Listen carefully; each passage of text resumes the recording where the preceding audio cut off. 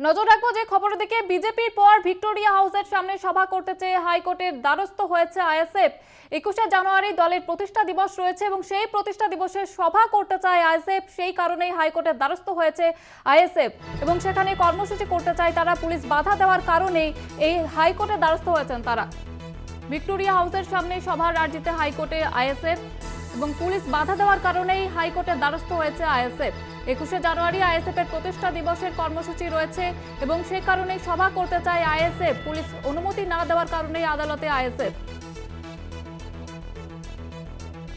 মামলা দায়েরের অনুমতি বিচারপতির কাল শুনানি এই মামলার। যেমনটা জানা যাচ্ছে যে 21শে জানুয়ারি আইএসএফ এর প্রতিষ্ঠা দিবস এবং প্রতিষ্ঠা দিবসে সভা করার অনুমতি দেয়নি পুলিশ এবং সে কারণেই হাইকোর্টের দ্বারস্থ হয়েছে আইএসএফ।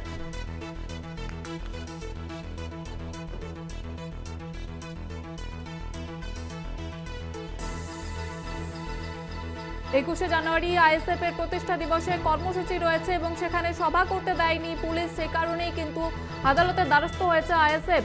মামলা দায়েরের অনুমতি দিয়েছে বিচারপতি এবং আগামীকাল এই মামলার শুনানি বলে জানা যাচ্ছে। ভিক্টোরিয়া হাউসের সামনে সভার আর্জিতে হাইকোর্টের দ্বারস্থ আইএসএফ। দলের প্রতিষ্ঠা দিবসে কর্মসূচি রয়েছে এবং কর্মসূচির জন্য সভা করতে চায় আইএসএফ, যদিও পুলিশ অনুমতি দেয়নি এবং সে কারণে হাইকোর্টের দ্বারস্থ হয়েছে আইএসএফ। বুধবার মামলার শুনানি রয়েছে। পুলিশ অনুমতি না দেওয়ার কারণে হাইকোর্টের দ্বারস্থ হয়েছে আইএসএফ। মামলা দায়েরের অনুমতি দিয়েছেন বিচারপতি এবং আগামীকাল এই মামলার শুনানি রয়েছে বলে জানা যাচ্ছে।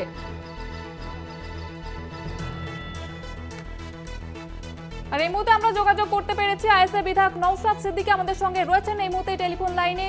আপনাকে স্বাগত জানাবো কলকাতা টিভিতে। যেটা জানতে চাইবো যে পুলিশ অনুমতি দেয়নি এবং সে কারণে আপনারা হাইকোর্টের দ্বারস্থ, কি জানাবেন এই বিষয়ে? দেখুন, তৃণমূল কংগ্রেস আইএসএফ কে ভয় পাচ্ছে। কোন জায়গায় ক্যাডার দিয়ে আইএসএফ কে আটকানোর চেষ্টা করছে, তো কোন জায়গায় প্রশাসনকে কাজে লাগিয়ে আইএসএফ কে আটকানোর চেষ্টা করছে। এক্ষেত্রে সবার বনচালের ক্ষেত্রে চেষ্টা করছে পুলিশ বা অর্থাৎ প্রশাসনকে কাজে লাগিয়ে। তো আমরা পুলিশের কাছে জানিয়েছিলাম, পুলিশ আমাদেরকে ডিনাই করেছে, সেই জন্য আমরা আদালতের দ্বারস্থ হয়েছি। আদালতের অনুমতি নিয়ে আগামী 21শে জানুয়ারি বেলা 11টা থেকে ভিক্টোরিয়া হাউসের সামনে আমাদের পার্টির চতুর্থ প্রতিষ্ঠা বার্ষিকী ওখানে উদযাপন করব। ধন্যবাদ জানাবো আপনাকে।